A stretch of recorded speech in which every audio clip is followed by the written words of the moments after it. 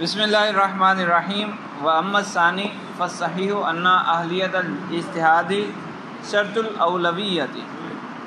متن میں امام قدوری رحمہ اللہ نے قاضی کے لیے شرط ذکر کی تھی کہ ایک تو اس میں گواہی کی شرائط پائی جائیں اور دوسری شرط یہ تھی کہ وہ اجتہاد کرنے والا ہو۔ تو فرماتے ہیں کہ یہ جو دوسری شرط تھی اس کے بارے میں صحیح قول یہ ہے کہ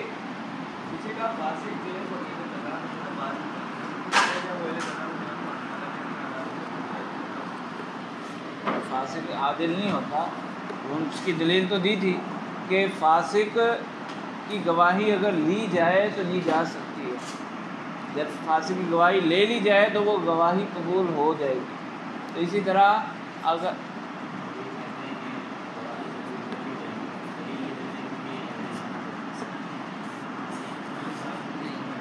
نہیں قاضی کے فاسق ہونے پر دلیل یہ دی تھی کہ وہ اہل شہادت میں سے ہے۔ اہل شہادت میں سے کیسے ہے کہ اگر اس کی گواہی لے لی جائے تو قبول ہو جاتی ہے۔ تو اسی طرح اس کو بنانا تو نہیں چاہیے لیکن بنا دیا تو بن جائے گا۔ ہاں، یہ قاضی بن سکتا ہے۔ اہل للقضاء کا مطلب قاضی بن سکتا ہے۔ ہاں، اہل شہادت سے مراد وہ والا نہیں ہے جو اوپر شرائط شہادت ذکر ہے، وہ مراد نہیں ہے۔ یہی کہ اگر فاسق سے گواہی لے لی جائے تو قبول ہو جائے گی، لیکن بہتر یہ ہے کہ نہ لی جائے، فاسق کی گواہی قبول نہ کی جائے، بہتر یہی ہے۔ اسی طرح قاضی میں بھی بہتر یہی ہے کہ فاسق کو قاضی نہ بنایا جائے، لیکن اگر بنا دیا تو پھر بن گیا۔ تو یہ جو دوسری شرط ہے اجتہاد والی، فرماتے ہیں کہ اس کے بارے میں امام قدوری نے تو شرط ذکر کر دی ہے، لیکن صحیح قول یہی ہے کہ اجتہاد قاضی بننے کے لیے شرط نہیں ہے بلکہ اولویت کی شرط ہے، یعنی چند لوگ موجود ہیں کہ ان میں سے اس کو قاضی بنائیں یا اس کو بنائیں یا اس کو بنائیں، تو اس میں سے پھر ترجیح کس کو دی جائے؟ جو اگر ان میں سے کوئی ایک اہل اجتہاد ہے تو اس کو ترجیح دی جائے، اس کو ہی بنایا جائے قاضی۔ لیکن یہ نہیں ہے کہ اگر کوئی اجتہاد کا اہل ہی نہیں ہے تو پھر کوئی قاضی بن ہی نہیں سکتا، ایسا نہیں ہے۔ فَأَمَّا تَقْلِيدُ الْجَاهِلِ فَصَحِيحٌ عِندَنَا، ہمارے نزدیک جو مفتوی قول ہے وہ یہی ہے کہ جاہل کو قاضی بنانا درست ہے، خلافاً للشافعی رحمہ اللہ، اس میں امام شافعی رحمہ اللہ کا خلاف ہے۔ لیکن یہ جو کہا کہ فَأَمَّا تَقْلِيدُ الْجَاهِلِ، جاہل سے کیا مراد ہے؟ جاہل سے مراد یا تو یہ کہ اگر پچھلا جملہ دیکھیں تو اس سے یہ معنی سمجھ آتا ہے کہ مجتہد کے مقابل ہے، جاہل سے مراد جو مجتہد نہ ہو، ویسے تو علم والا ہو لیکن مجتہد نہ ہو۔ لیکن آگے جب خلافاً للشافعی کہا کہ امام شافعی رحمہ اللہ کا اس میں اختلاف ہے، وہ جاہل کو قاضی نہیں مانتے، یعنی جاہل کو قاضی بنانا درست نہیں ہے ان کے نزدیک، تو انہوں نے جو تفسیر ذکر کی اس سے مراد مطلق جاہل ہے۔ تو فرماتے ہیں وَهُوَ يَقُولُ، امام شافعی رحمہ اللہ کی دلیل یہ ہے کہ ان الامر بالقضاء یستدعی القدرۃ علیہ، قضاء کا جو معاملہ ہے، مسند قضاء، منصب قضاء، یہ تقاضا کرتا ہے قضاء کی قدرت کا۔ جو فیصلہ کر سکتا ہے وہی اس منصب پر بیٹھے گا۔ یہ تو ہر جگہ ہی ایسا ہوتا ہے نا، ہر کام میں جو جس کام کی صلاحیت رکھتا ہے وہی اس کام میں پڑے گا۔ اب مستری عمارت بناتا ہے، اگر اس ایک بندے کو عمارت بنانا آتی نہیں ہے تو اس سے عمارت بنوائی جا سکتی ہے؟ اس سے عمارت نہیں بنوائی جا سکتی۔ تو اسی طرح ایک بندے کے اندر فیصلہ کرنے کی صلاحیت ہی نہیں ہے تو پھر اس کو منصب قضاء دینا، فیصلہ کرنے کا منصب دینا، یہ تو درست نہیں ہے۔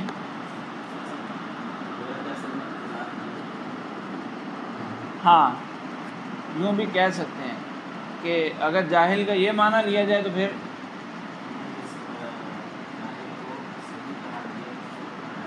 مجتہد کے مقابل غیر مجتہد۔ اچھا، یستدعی القدرۃ علیہ ولا قدرت دون العلم، اور امام شافعی رحمہ اللہ فرماتے ہیں کہ علم کے بغیر تو قدرت ہی نہیں ہے، جب اس کو پتہ ہی نہیں ہے، علم ہی نہیں ہے، تو پھر وہ فیصلہ کیسے کرے گا؟ تو اس سے پتہ چلا، اس سے ایسا محسوس ہوتا ہے کہ پچھلے جاہل سے مراد جو بالکل ہی جاہل ہو۔ وَلَنَا أَنَّهُ يُمْكِنُ أَن يَقْضِيَ بِفَتْوَى غَيْرِهِ، ہماری دلیل یہ ہے کہ جاہل کو قاضی بنایا جا سکتا ہے، کہ ممکن ہے کہ وہ دوسرے کے فتوے پر فیصلہ دے۔ وَمَقْصُودُ الْقَضَاءِ يَحْصُلُ بِهِ وَهُوَ إِيصَالُ الْحَقِّ إِلَى مُسْتَحِقِّهِ، اصل میں جو قاضی ہے، منصب قضا ہے، اس کا مقصود یہ ہوتا ہے کہ حقدار تک حق پہنچ جائے۔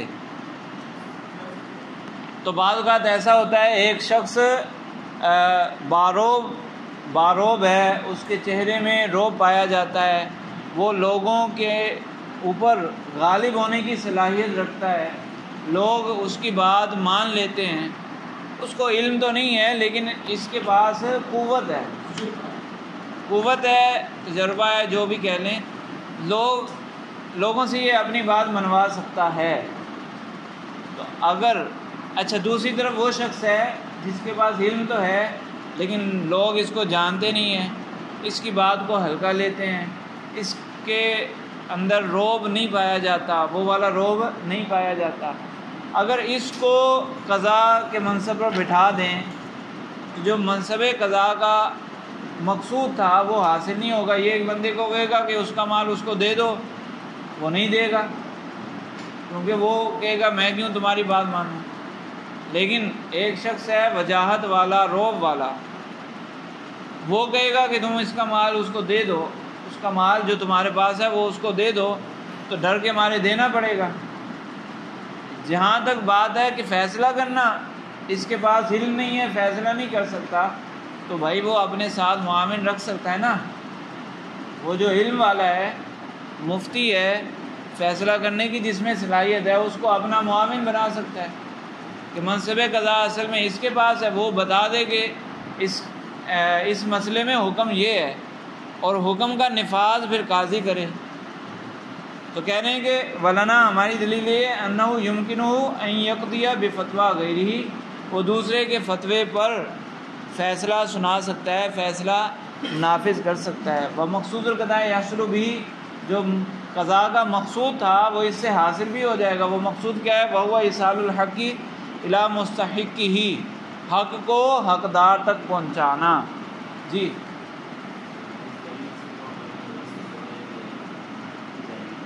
ہاں، اس دلیل سے ایسا محسوس ہوتا ہے کہ ہمارے نزدیک چاہے وہ حقیقی جاہل ہو، چاہے مجتہد کے مقابلے میں ہو غیر مجتہد ہو، دونوں کو ہی قاضی بنایا جا سکتا ہے، اور یہ زیادہ بہتر ہے۔ صحیح ہے؟ ہاں، وہ بس یہ ذکر کیا کہ اگر ماقبل کلام دیکھیں تو جاہل سے غیر مجتہد محسوس ہوتا ہے، لیکن اگلی بات سے وہ مطلق جاہل مراد ہوتا ہے۔ تو یہ بنا دیا تو درست ہے، اگر ایسے شخص کو قاضی بنا دیا تو وہ قاضی کے منصب پر فائز ہو جائے گا، اس کو قاضی مانا جائے گا، لیکن وَيَنبَغِي لِلْمُقَلِّدِ أَن يَخْتَارَ مَنْ هُوَ الْأَقْدَرُ وَالْأَوْلَى، جو قاضی بناتا ہے، قاضی مقرر کرتا ہے، یعنی سلطان اسلام، خلیفہ اسلام، یا اس کا مقرر کردہ حاکم جب قاضی کو مقرر کرے گا تو اس پر لازم ہے یا مناسب ہے کہ وہ ایسے شخص کو قاضی بنائے جو قضاء کو نافذ کرنے کی قدرت بھی رکھتا ہو اور اولا بھی ہو، یعنی فیصلہ کرنے کی بھی صلاحیت ہو اس میں۔ لقولی علیہ السلام من قلد انسانا عملا وفی رعیتہ من ہوا اولا منہ فقد خان اللہ ورسولہ وجماعت المسلمین۔ نبی کریم صلی اللہ علیہ وسلم نے ارشاد فرمایا کہ جس شخص نے کسی معاملے میں ایک شخص کو، کسی انسان کو یعنی اس کو کوئی منصب دیا، ایک شخص نے دوسرے شخص کو کوئی بھی منصب دیا، کوئی کام اس کے سپرد کیا، اور اس کے ماتحت لوگوں میں اس سے اچھا شخص موجود ہے، اس کام کا زیادہ اہل موجود ہے، فقد خان اللہ و رسولہ و جماعت المسلمین، تو اس نے اللہ سے بھی خیانت کی، رسول نبی کریم صلی اللہ علیہ وسلم سے بھی خیانت کی، اور مسلمانوں سے بھی خیانت کی۔ تو یہ حدیث مبارکہ صرف قضاء کے لیے نہیں ہے، ہر معاملے میں یہ عام ہے نا، عملاً کا ذکر ہے۔ کسی بھی معاملے میں کسی شخص کو آگے کیا، اس کو کسی معاملے کا اختیار دیا، لیکن اس کے ماتحتوں میں اس سے بڑھ کر کوئی شخص موجود ہے، تو پھر یہ درست نہیں ہے۔ اور بھائی ظاہری احوال پر ہی فیصلہ کیا جائے گا نا، سب کو پتہ چل رہا ہے، جس طرح آج کل جو ہمارے ملکی حالات دیکھیں، محکموں میں دیکھیں کہ ہر جگہ اس شخص کو آگے کر دیا جاتا ہے کہ واضح طور پر نظر آ رہا ہے کہ اس سے بڑا تو اس کے ماتحتوں میں موجود ہے، ظاہر نظر آ رہا ہے نا، تو وہاں مسئلہ ہے۔ لیکن ایک شخص نے اپنی پوری کوشش کی، سوچ و بچار کیا، جو بھی رائج طریقے ہیں معلوم کرنے کے بعد اس کی نظر میں اولا یہی بنا، اور اس نے وہ عمل اس کے سپرد کر دیا، لیکن حقیقت میں کوئی اور اولا تھا، تو پھر تو اس کی پکڑنی ہوگی نا۔ اس نے تو اپنی کوشش کر لی، اپنی کوشش کے مطابق اپنے ماتحتوں میں سے ایک کو آگے کر دیا، تو اب اس کی پکڑنی ہوگی۔ پکڑ تبھی ہے جب بغیر تحقیق کے یا جان بوجھ کے کسی کو آگے کیا جائے۔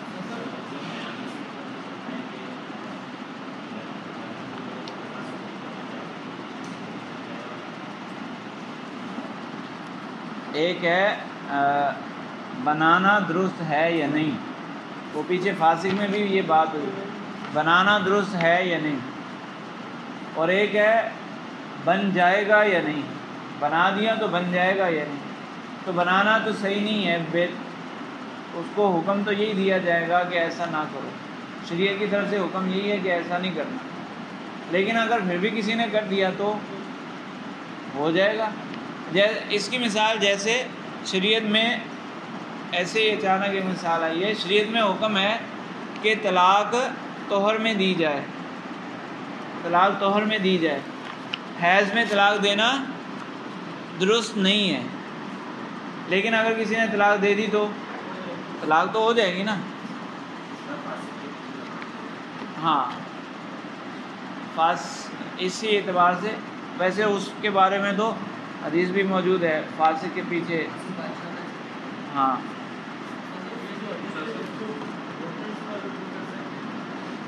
اس پہ بھی کر سکتے ہیں، ہاں یہ ویسے جو آگے لفظ ہے نا وفی رعیتہ، اس سے محسوس ہوتا ہے کہ اس کے ماتحت لوگ جو ہیں ان میں سے منصب دینا، لیکن اگر مقصود یہ ہو مطلق منصب دینا، یہ مقصود ہو کہ یہ تو اس نظام کا حصہ ہے نا ایسا، لیکن باقی جگہوں میں تو منصب وہی دیتا ہے جو اوپر ہوتا ہے، اس نظام میں یہ ہے کہ چھوٹے لوگ منصب دیتے ہیں، لیکن باقی جگہوں میں تو جو بڑا ہوتا ہے وہی چھوٹے کو کوئی منصب دیتا ہے نا، تو اگر مقصود یہ لیا جائے تو پھر یہ ووٹروں پر بھی نافذ ہوگا۔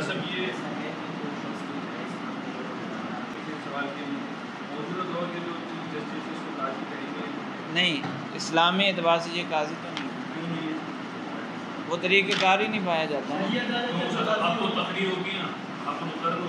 کیا سلطان اسلام مقرر کرے گا نا، تو سلطان اسلام کہاں ہے؟ خلیفہ کا ہے، خلیفۃ المسلمین یا خلیفۃ المسلمین کا نائب، وہ کہاں ہے؟ خلافت ہی، اچھا تو خلافت کا نظام ختم ہے نا، وہ قائم مقام کہہ سکتے ہو، لیکن شرعی قاضی اور شرعی خلیفہ تو نہیں پائے جاتے نا، شرعی خلیفہ پایا جائے گا تو شرعی قاضی پایا جائے گا، شرعی خلیفہ تو تو وہ نظام پورا تبدیل ہوگا تو شریک خلیفہ بنے گا. خلافت کا نظام. ہاں تو خلافت کے نظام سے شریک خلیفہ بنے. جی جی کس کو؟ ہاں تو معلوم ہے جان بوجھ کے وہ دوسرے کو دے گا تبھی. جب اس نے اپنے مطابق اپنے علم کے مطابق اولا کو دے دیا تو پھر اس کی پکڑ کیوں ہو؟ ایک بندہ ہے اولا لیکن وہ اپنے آپ کو چھپاتا ہے، اپنے آپ کو وہ ظاہری نہیں کرتا، تو پھر اس کی پکڑ کیسے ہوگی؟ چھان بین تو کی جائے گی. منصب دینے والے نے اپنی کوشش کر لی، اس کی نظر میں جو اولا بنا اس نے اسی کو منصب دے دیا، لیکن حقیقت میں یا عند اللہ کہہ لیں، عند اللہ کوئی اور اولا تھا، تو اس میں تو پکڑ نہیں ہوگی نا. ہاں کوشش کی نہ کہ ایسے کسی کو بنا دیا، ایسے کسی کو آگے کر دیا تو بھی مسئلہ ہے کہ دیکھنا تو چاہیے کہ اس سے کوئی اولا ہے یا نہیں. وفی حد الاجتہادی کلام عرفہ فی اصول الفقہ، اور اجتہاد میں کچھ کلام ہے یعنی تفصیلات ہیں. کلام سے مراد اختلاف نہیں، مطلب تفصیلات ہیں، شرائط وغیرہ. اجتہاد کا درجہ کون سا ہوتا ہے کہہ رہے ہیں یہ اصول فقہ میں اس کی تفصیل موجود ہے. حاصل و خلاصہ اگر اس کا یہاں نقل کر دیں تو وہ خلاصہ یہ ہے ان یکون صاحب حدیث لہو معرفت بالفقہ، یا تو وہ حدیث کا ماہر ہونا چاہیے، صاحب حدیث یعنی علم حدیث میں اس کو پختگی حاصل ہو، اور ساتھ ساتھ لہو معرفت بالفقہ، فقہ میں بھی اس کو کچھ سمجھ بوجھ ہو، یعنی ترجیح اس کو زیادہ اس کو آتا ہے علم حدیث، اور فقہ بھی آتا ہے لیکن فقہ میں اس درجے کا وہ نہیں ہے، زیادہ ماہر ہے علم حدیث میں، فقہ میں وہ ماہر نہیں ہے، بہت زیادہ ماہر نہیں ہے، بس گزارا چل رہا ہے. لیعرف معانی الآثاری، تاکہ وہ حدیث کے معانی کو سمجھ لے. اور صاحبہ فقہن، یا پھر وہ فقہ میں ماہر ہونا چاہیے، لہو معرفت بالحدیث، اور ساتھ میں حدیث کی سمجھ بوجھ بھی ہونی چاہیے. یعنی ایک چیز سے کام نہیں چلے گا. ایسا ہو سکتا ہے کہ مہارت ایک میں ہو، حدیث اور فقہ میں سے ایک میں مہارت ہو، دوسرے میں مہارت نہ ہو، ایسا تو ہو سکتا ہے، لیکن دوسری چیز بالکل ہی نہ آتی ہو، ایسا نہیں ہو سکتا. کیوں؟ دونوں چیزیں کیوں ضروری ہیں؟ فقہ کے ساتھ ساتھ پھر حدیث کی پہچان کیوں ضروری ہے؟ لئلا یستغل بالقیاس فی المنصوص علیہ، تاکہ اگر اس کو حدیث کا پتہ ہی نہ ہو، فقہ میں ماہر ہے تو یہ قیاس کرنا شروع کرے گا، تو ایسی جگہوں پر بھی قیاس کر دے گا جہاں حدیث موجود ہیں. تو حدیثوں کا پتہ ہونا چاہیے تاکہ پتہ چلے کہ اس جگہ اجتہاد کرنا ہے یا نہیں کرنا، قیاس کرنا ہے یا نہیں کرنا. وکیل یکون مع ذالک صاحب قریحۃ یعرف بها عادات الناس، کہہ رہے ہیں. اور ایک قول یہ بھی ہے کہ ان دو چیزوں کے ساتھ ساتھ، دو علموں کے ساتھ ساتھ وہ طبیعت والا بھی ہونا چاہیے، اچھی طبیعت والا ہونا چاہیے، طبیعت کے اعتبار سے بھی سمجھ بوجھ ہو، تاکہ وہ لوگوں کی عادات کو جانیں. لأن من الاحکام ما یبتنی علیہا، کہ بہت سارے احکام کا دار و مدار عادات پر ہوتا ہے، تو اس لیے لوگوں کی عادت کا بھی پتہ ہو، رسم و رواج کا پتہ ہو، اس کے مطابق پھر فیصلہ نافذ کرے. ٹھیک ہے.